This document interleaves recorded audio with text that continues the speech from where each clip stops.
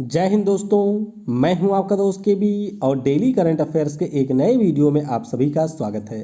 तो आज की इस वीडियो में हम 5 नवंबर 2020 से जो भी महत्वपूर्ण प्रश्न आपकी परीक्षाओं में पूछे जा सकते हैं उन सभी प्रश्नों को डिस्कस करेंगे। तो आइए इस वीडियो की शुरुआत करते हैं।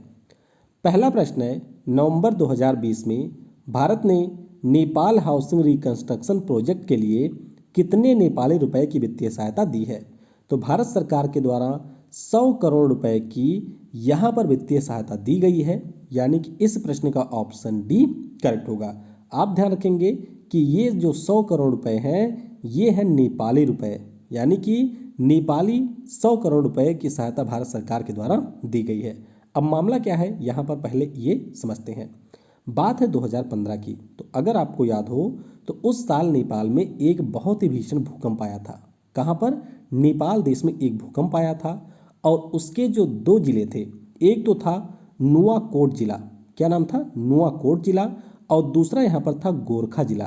तो ये दोनों जो जिले हैं सबसे ज़्यादा इसमें प्रभावित हुए थे और भारत पहला ऐसा देश था जिसने नेपाल में सहायता भेजी थी। किसने? भारत ने सबसे पहले नेपाल में सहायता भेजी थी और भारत के द्वारा ऑपरेशन मैत्री की शुरुआत की गई थी। और उसी समय नेपाल की सहायता के लिए भारत सरकार के द्वारा $1 बिलियन की मदद की घोषणा भी की गई थी। अब यहाँ पर आप थोड़ा सा ये ध्यान रखेंगे कि जो $1 बिलियन था इसमें भारत सरकार ने $250 मिलियन सहायता राशि के रूप में दी थी और जो आपका $750 मिलियन था उसको भारत सरकार के द्वारा लाइन ऑफ क्रेडिट के अंतर्गत नेपाल देश को दिया गया था। तो ये सारी चीज़ें आपको ध्यान रखनी है। तो भारत सरकार ने उसी समय ये कहा था कि जो नुआकोट और गोरखा जिले हैं यहाँ पर हम लोग 50,000 घर बनाएंगे और इसी के मद्देनज़र यहाँ पर अभी 100 करोड़ नेपाली रुपए का जो चेक है वह हमारे जो वहाँ पर राजदूत हैं जिनका नाम है विनय मोहन क्वात्रा, इनके द्वारा ये चेक नेपाल की सरकार को सौंपा गया है। तो ये आप यहाँ से ध्यान रखेंगे। बाकी अगर हम नेपाल की बात करते हैं तो ये हमारे देश के 5 राज्यों के साथ में सीमा बनाता है। कौन कौन से राज्य हैं? तो पहला है उत्तराखंड, दूसरा है उत्तर प्रदेश, तीसरा है बिहार और चौथा यहाँ पर है सिक्किम। इसके अलावा 5वां है पश्चिम बंगाल। तो ये आप ध्यान रखेंगे। कुल सीमा है 1751 किलोमीटर की और सबसे लंबी सीमा है बिहार के साथ में। नेपाल की बात करते हैं तो राजधानी यहाँ की काठमांडू है, मुद्रा यहाँ की है नेपाली रुपया, पीएम यहाँ की हैं केपी शर्मा ओली और नेपाल के जो राष्ट्रपति हैं इनका नाम है विद्या देवी भंडारी। तो ये सारी चीज़ें आपको ध्यान रखनी है। बाकी इस वीडियो की जो पीडीएफ है वह आपको मिलेगी टेलीग्राम के ऊपर। टेलीग्राम पर आपको सर्च करना है केवी गुरुजी या फिर नीचे आपको लिंक मिल जाएगा, वहाँ से भी आप टेलीग्राम चैनल को ज्वाइन कर सकते हैं। रोज़ के वीडियो में मैं आपको बताता हूँ कि पीडीएफ आपको मिलेगी टेलीग्राम पर, लेकिन दरअसल बात यह होती है कि वीडियो बहुत सारे लोग ऐसे होते हैं जो 1 या 2 मिनट ही देखते हैं, तो उनको पता ही नहीं चलता कि पीडीएफ आखिर में मिलेगी कहाँ। तो इसीलिए मैं यहाँ पर एक बार फिर से बता दे रहा हूँ कि पीडीएफ आपको मिल जाएगी टेलीग्राम पर, जहाँ पर आप इसके पीडीएफ को डाउनलोड कर सकते हैं। और वीडियो अगर आपको पसंद आता है तो इसे लाइक करने के साथ अपने सभी दोस्तों के साथ में शेयर जरूर किया करें। तो चलिए बढ़ते हैं अगले प्रश्न की तरफ। अगला प्रश्न है, केंद्र सरकार ने emergency credit line guarantee scheme को कब तक के लिए बढ़ा दिया? तो इसे बढ़ाया है 30 नवंबर 2020 तक के लिए, यानी कि इस प्रश्न का ऑप्शन ए करेक्ट होगा। तो पहले आइए समझते हैं कि ये emergency credit line guarantee scheme है क्या। तो जब कोविड-19 के दौरान हमारे देश में लॉकडाउन लगाया गया था तो उस दौरान बहुत सारे हमारे लोग ऐसे थे जिनके बिजनेस पूरी तरीके से हो गए थे बंद। तो इसीलिए भारत सरकार के द्वारा 3 लाख करोड़ रुपए के emergency credit line guarantee scheme की घोषणा की गई थी। और ये स्कीम थी क्या? तो जो भी हमारे एमएसएमई थे या फिर जो भी हमारे छोटे मोटे उद्योग थे या फिर अगर कोई व्यक्ति कोई उद्योग करना चाहता है तो उसके लिए यहाँ पर क्रेडिट फैसिलिटी की प्रावधान किया गया था भारत सरकार के द्वारा। तो पहले जो ये योजना थी, ये योजना आपकी थी अक्टूबर 2020 तक के लिए। तो अब भारत सरकार ने कहा है कि ये योजना चलेगी 30 नवंबर तक या फिर तब तक जब तक 3 लाख करोड़ रुपए के जो ऋण हैं ये सबको दे दिए जाएंगे। तो ध्यान रखना है emergency credit line guarantee scheme के बारे में और इस स्कीम के बारे में आपको ये भी ध्यान रखना है कि यहाँ पर जो ऋण दिया जाएगा हमारे MSME को या फिर मुद्रा योजना के अंतर्गत, उसमें किसी भी प्रकार का कोलैटरल इन सभी को नहीं देना होगा, यानी कि बिना किसी चीज़ को गिरवी रखे उनको ये ऋण मिलेगा। ऋण की बात करते हैं तो 9.25% के इंटरेस्ट रेट पर 4 वर्षों के लिए ये ऋण दिया जाएगा। और इस ऋण की खास बात ये भी होगी कि यहाँ पर जो भी हमारे कस्टमर होंगे उनको 1 वर्ष का मोरेटोरियम भी दिया जाएगा, यानी कि 1 वर्ष तक उनको किसी भी प्रकार का कोई EMI नहीं देना है। तो ध्यान रखेंगे 30 नवंबर 2020 तक इसको बढ़ा दिया गया है। प्रियंका राधाकृष्णन किस देश में भारतीय मूल की पहली मंत्री के रूप में नियुक्त की गई हैं? तो ये बन गई हैं न्यूजीलैंड देश में, यानी कि इस प्रश्न का ऑप्शन बी करेक्ट होगा। कुछ समय पहले ही हम लोगों ने ये पढ़ा था कि जो न्यूजीलैंड देश है प्रशांत महासागर में, वहाँ की दोबारा PM बन गई है जैकिंडा अर्दर्न। कौन? जैकिंडा अर्दर्न वहाँ की दोबारा प्राइम मिनिस्टर बनी थी। तो अब इन्हीं के द्वारा अपने मंत्रिपरिषद का विस्तार किया गया है और 5 नए मंत्री बनाए गए, जिनमें से एक हमारी हैं प्रियंका राधाकृष्णन। तो इनको एक बड़ा सा मंत्रालय मिला है। बड़ा का मतलब है कि उसका नाम बहुत बड़ा है। तो ध्यान रखेंगे सामाजिक विकास और रोजगार मंत्री के रूप में इनकी नियुक्ति यहाँ पर की गई है। बाकी अगर हम लोग प्रियंका राधाकृष्णन जी की बात करते हैं तो इनका जन्म तमिलनाडु की राजधानी चेन्नई में हुआ था। और न्यूजीलैंड की राजधानी आपको वेलिंगटन में मिलेगी। मुद्रा यहाँ का है डॉलर। तो ये आप देख सकते हैं, यहाँ पर आपको मिलेगा न्यूजीलैंड देश, और न्यूजीलैंड और ऑस्ट्रेलिया के बीच में आपको मिलेगा तस्मान सी। बाकी आपको ध्यान रखना है यूके के बारे में। तो जनवरी में हम लोगों ने डिस्कस किया था कि ऋषि सुनाक, इसके अलावा प्रीति पटेल और एक थे आलोक शर्मा या वर्मा, ये तीनों भी मंत्री बने थे। कहाँ पर? बोरिस जॉनसन की सरकार में। तो इनके नाम भी आपको याद रखने हैं। अगला प्रश्न है, वीजा व डिजिट सिक्योर ने किस बैंक के साथ मिलकर दुनिया के पहले tap to phone card acceptance solution को लॉन्च किया है? तो ये लॉन्च किया है HDFC बैंक के साथ में मिल करके, यानी कि इस प्रश्न का ऑप्शन सी करेक्ट होगा। अब यहाँ पर समझते हैं पहले कि ये tap to phone card acceptance solution है क्या। तो आपने देखा होगा कि अब जो हमारे नए ATM कार्ड या डेबिट कार्ड आते हैं उसमें आपको एक ऐसा सिंबल मिलेगा जिसमें कहते हैं कि वाईफाई लगा हुआ है। ठीक, तो इसमें आप क्या करेंगे कि अगर आप जाते हैं पॉइंट ऑफ सेल मशीन के पास में, जहाँ पर आप अपने कार्ड को स्वाइप करते हैं कोई शॉपिंग करते समय, तो आपको यहाँ पर स्वाइप करने की ज़रूरत ही नहीं पड़ती है। आप कार्ड ले जाएंगे और उसमें नियर फील्ड कम्युनिकेशन टेक्नोलॉजी होती है, जिसके माध्यम से वो आपके कार्ड को एक्सेस कर लेता है और आप आसानी के साथ में पेमेंट कर सकते हैं। अब यहाँ पर इससे एक कदम आगे बढ़ करके tap to phone card acceptance solution को लॉन्च किया गया है।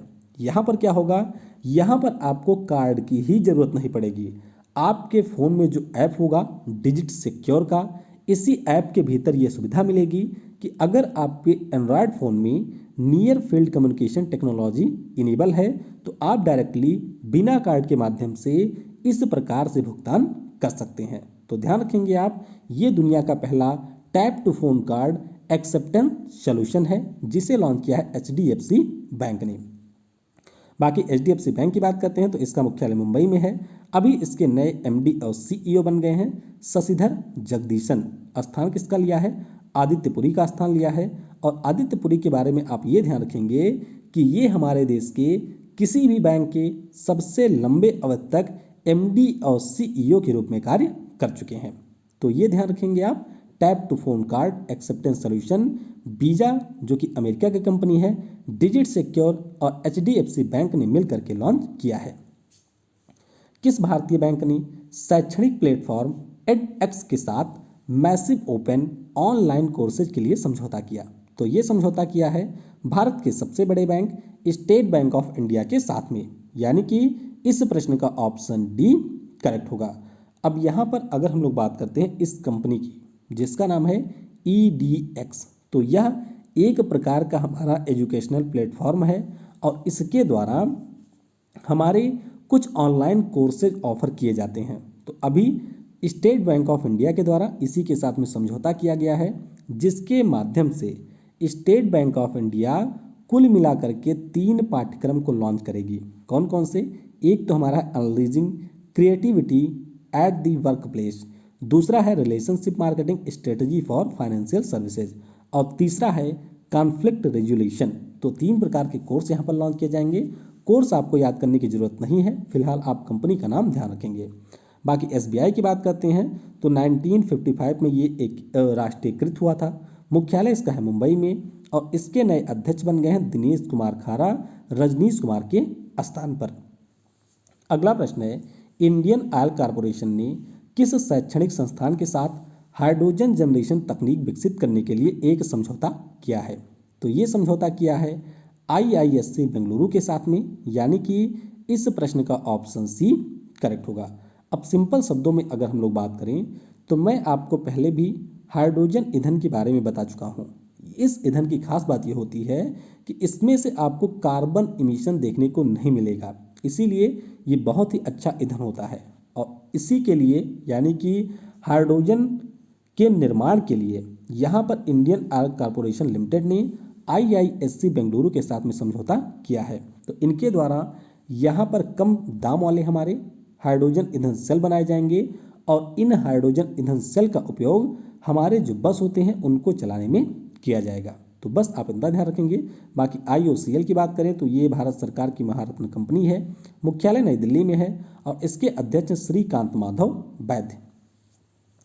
भारतीय रेलवे ने अपने संचालन दक्षता में सुधार के लिए किस संस्थान के साथ में समझौता किया है? तो ये समझौता किया है इन्होंने Indian school of business Hyderabad के साथ में। तो इस प्रश्न का ऑप्शन ए करेक्ट होगा। अब थोड़ा सा ये समझते हैं कि यहाँ पर मामला है क्या। मामला ये है कि जो हमारे यहाँ का भारतीय रेलवे है, आप देखेंगे कि बहुत सारी कमियाँ आपको हमारे रेलवे में देखने को मिलेंगी। पहली कमी तो सबसे बड़ी यही है कि जो भी ट्रेनें हैं उनमें से कोई भी ट्रेन टाइम से नहीं चलती है, यानी कि काफ़ी ज़्यादा डिले आपको देखने को मिलेगा। पैसेंजर को कई बार सुविधाएं नहीं मिल पाती हैं ट्रेन के भीतर। उसी प्रकार से जो हमारी मालगाड़ियां होती हैं उनमें भी कई सारी कमियां होती हैं, यानी कि उनके संचालन में। तो इन सभी के लिए जो भी डेटा होता है उस डेटा को शेयर करेगी भारतीय रेलवे ISB हैदराबाद के साथ में, और फिर ISB हैदराबाद इस डेटा को एनालाइज करेगी और भारतीय रेलवे को ये बताएगी कि किस प्रकार की कमियां आपको यहाँ पर देखने को मिलती हैं संचालन करने में ट्रेनों के। तो इसी के द्वारा जो भी सुझाव दिए जाएंगे डेटा विश्लेषण के आधार पे, फिर उन्हीं डेटा विश्लेषण के आधार पर उन पार्टिकुलर सुझावों को इम्प्लीमेंट करेगी भारतीय रेलवे अपनी ट्रेनों के संचालन में, जिससे जो हमारी संचालन दक्षता है रेलवे की उसमें सुधार देखने को मिल सके। तो बस आप ये ध्यान रखेंगे कि ISB हैदराबाद के साथ में समझौता किया है और भारतीय रेलवे के द्वारा यहाँ पर जो भी पूरा डेटा होगा उस डेटा को ट्रैक करने के लिए जोनल हेडक्वार्टर के ऊपर एक चीफ टेक्नोलॉजी ऑफिसर की भी नियुक्ति की जानी है। तो इसके बारे में भी आपको याद रखना है। बाकी आज हम लोग 2 वीडियो डिस्कस करेंगे। पहला वीडियो जो होगा उसमें हम लोग गवर्नमेंट स्कीम के बारे में जानेंगे। कुछ हमारी गवर्नमेंट यानी कि केंद्र सरकार की होंगी, कुछ राज्य सरकारों की होंगी, और शाम की एक वीडियो होगी जिसमें हम लोग इस समय DRDO के द्वारा जो 16 मिसाइल लॉन्च किए गए हैं उन पार्टिकुलर मिसाइल की कैटेगरी कौन सी है, कहाँ से उनको लॉन्च किया गया, उनकी रेंज कितनी है, इन सब चीज़ों के बारे में डिस्कस करेंगे। तो दोनों वीडियो काफ़ी ज़्यादा महत्वपूर्ण हैं, उनके बारे में भी आपको जरूर जानना है। किस देश के क्रिकेट खिलाड़ी मार्लोन सैमुअल्स ने क्रिकेट के सभी प्रारूपों से संन्यास की घोषणा कर दी? तो कल हमने बात किया था ऑस्ट्रेलिया के शेन वाटसन के बारे में, और अब वेस्ट इंडीज के मार्लोन सैमुअल्स ने क्रिकेट के सभी प्रारूपों से संन्यास की घोषणा की है, यानी कि इस प्रश्न का ऑप्शन बी करेक्ट होगा। तो बस सिंपली आपको यही ध्यान रखना है कि मार्लोन सैमुअल्स जो कि क्रिकेट के खिलाड़ी थे, अब इन्होंने संन्यास की घोषणा कर दी है। किस बीमा कंपनी ने मोटर क्लेम सेटलमेंट के लिए आर्टिफिशियल इंटेलिजेंस आधारित आइडियाज टूल को लॉन्च किया है? तो इस टूल को लॉन्च किया है यहाँ पर HDFC Ergo general insurance company ने।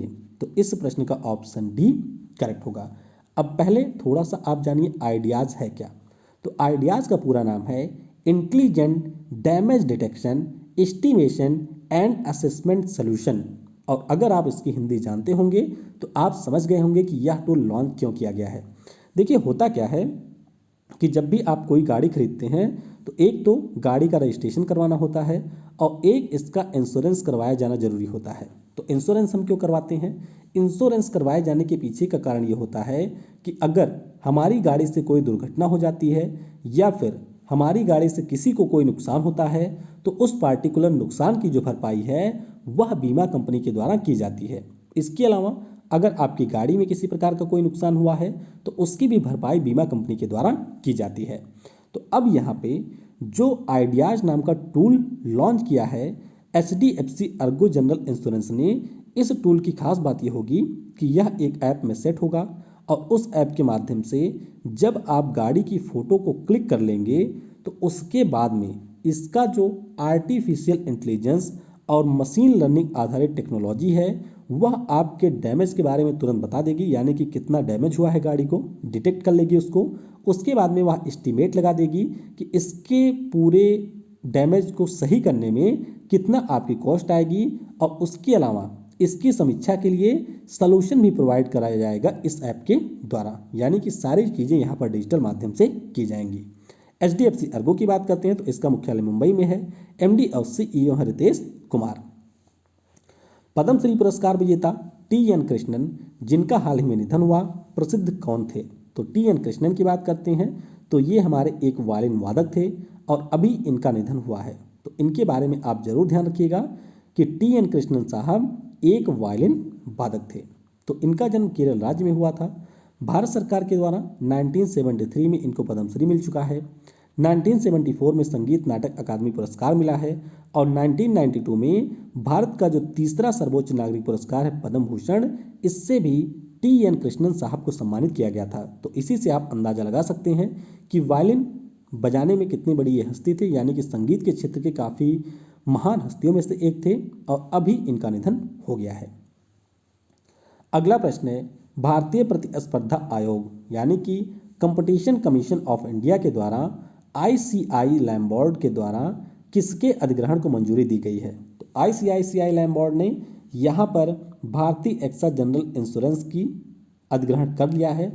तो इस प्रश्न का ऑप्शन ए करेक्ट होगा। और इस प्रश्न के बारे में हम लोगों ने लगभग 1 से 1.5 महीने पहले भी पढ़ा हुआ था। तो उस समय मैंने आपको बताया था कि यहाँ पर अधिग्रहण का प्रयास चल रहा है और अब फाइनली जाकर के भारतीय प्रतिस्पर्धा आयोग के द्वारा मंजूरी दे दी गई है। तो अब होगा क्या? तो भारतीय एक्सा के द्वारा जो भी यहाँ पर जनरल इंश्योरेंस बेचे जाते थे उन सभी को अब ICICI लैम्बोर्ड के द्वारा बेचा जाएगा। तो बस सिंपली आप ये ध्यान रखेंगे। बाकी भारतीय एक्सा जनरल इंश्योरेंस की बात करते हैं तो मुख्यालय इसका मुंबई में है। MD और CEO है संजीव श्रीनिवासन। ICICI लैम्बोर्ड की बात करते हैं तो मुख्यालय है मुंबई में और MD और CEO इसके हैं भार्गव दास गुप्ता। अगला प्रश्न है, सतीश प्रसाद सिंह, जिनका हाल ही में निधन हुआ है, किस राज्य के पूर्व मुख्यमंत्री थे? तो सतीश प्रसाद सिंह की बात करते हैं तो ये पूर्व मुख्यमंत्री थे बिहार राज्य के, यानी कि इस प्रश्न का ऑप्शन सी करेक्ट होगा। तो बिहार राज्य के ये सबसे कम समय तक मुख्यमंत्री थे और 6वें नंबर के मुख्यमंत्री थे। तो सबसे कम समय आप यहाँ पर देख सकते हैं 28 जनवरी 1968 से लेकर के 1 फरवरी 1968 तक ये बिहार राज्य के मुख्यमंत्री रहे थे। तो ये आपको यहाँ पर ध्यान रखना है। वैसे भारत में सबसे कम समय तक CM का रिकॉर्ड है हमारे यहीं पड़ोस के जिले के हैं जगदम्बिका पाल का। तो उत्तर प्रदेश के ये मात्र 1 दिन के लिए CM बने थे। तो ये भी आपको ध्यान रखना है। बाकी ये हमने इंपॉर्टेंट क्वेश्चन को डिस्कस किया। आइए कुछ अन्य चीज़ें भी जान लेते हैं जो कि आपकी परीक्षाओं में पूछी जा सकती हैं। राष्ट्रीय स्वच्छ मिशन और जल शक्ति मंत्रालय ने अभी मिलकर के 3 दिवसीय गंगा उत्सव 2020 का आयोजन किया है। तो मुख्य रूप से इसका उद्देश्य है कि जो हमारी गंगा नदी है उसको साफ रखा जाए, उसको स्वच्छ रखा जाए और इसी के उद्देश्य से गंगा उत्सव 2020 का आयोजन किया जा रहा है। एक हमारे फिल्म निर्माता थे और अभिनेता भी थे आशीष कक्कड़, जिनका अभी निधन हुआ है। Electronic sector skill council of India के CEO के रूप में PVG मेनन की नियुक्ति की गई है। तो बहुत इंपॉर्टेंट ये नहीं है, लेकिन फिलहाल ध्यान रखेंगे कि electronics sector skill council of India के CEO के रूप में PVG मेनन की नियुक्ति की गई है। तमिलनाडु के रामनाथपुरम जिले में मछली पालन के लिए भारत का पहला रेडियो चैनल शुरू हुआ है। तो आप ध्यान रखेंगे कि हमारे देश में कोई भी मछली पालन के लिए पार्टिकुलर रेडियो चैनल नहीं था, यानी कि जिस पे मछुआरों को जानकारी दी जा सके, तो ये शुरू किया गया है तमिलनाडु के रामनाथपुरम जिले में। और असम में है कोकराझार। कहाँ पर? असम में है कोकराझार, जहाँ पर रूपसी हवाई अड्डे का निर्माण किया जा रहा है। और इस हवाई अड्डे के बारे में ये घोषणा की गई है कि इसका संचालन जनवरी 2021 में शुरू होगा। तो ये भी आप ध्यान रखेंगे।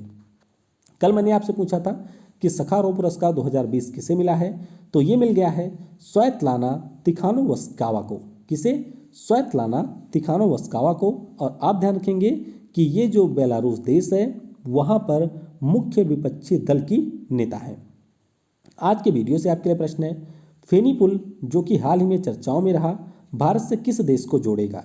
तो ये जोड़ेगा किस देश को, ये आपको नीचे कमेंट में बताना है। बाकी वीडियो आपको कैसा लगा इसके बारे में अगर आप चाहें तो नीचे कुछ लिख भी सकते हैं। और इस प्रश्न का उत्तर भी अगर आपने यहाँ तक वीडियो को देखा है, जो कि लगभग 10 से 12% ही देखते हैं, तो आप नीचे कमेंट में इसका उत्तर भी बता सकते हैं।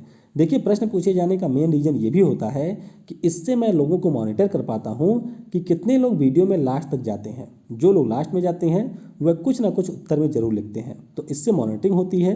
और आपको ये जान करके बहुत ही हैरानी होगी कि प्रत्येक 100 लोगों में से मुश्किल से 10 से 12 लोग होते हैं जो कि वीडियो को पूरा देखते हैं। बाकी 88% ऐसे होते हैं जो कि 2, 4, 5, 6 मिनट देख करके ही वीडियो में उनको सारे ज्ञान की प्राप्ति हो जाती है। तो वीडियो को आपको कम से कम पूरा जरूर देखना है, और जो आपको PDF मिलती है उससे तुरंत एक बार आपको रिवीजन भी करना है। तो इस वीडियो को समय देने के लिए आपको बहुत बहुत धन्यवाद। Thanks for watching. जय हिंद, जय भारत। और सबसे ज़रूरी, पढ़ेगा भारत तो बढ़ेगा भारत।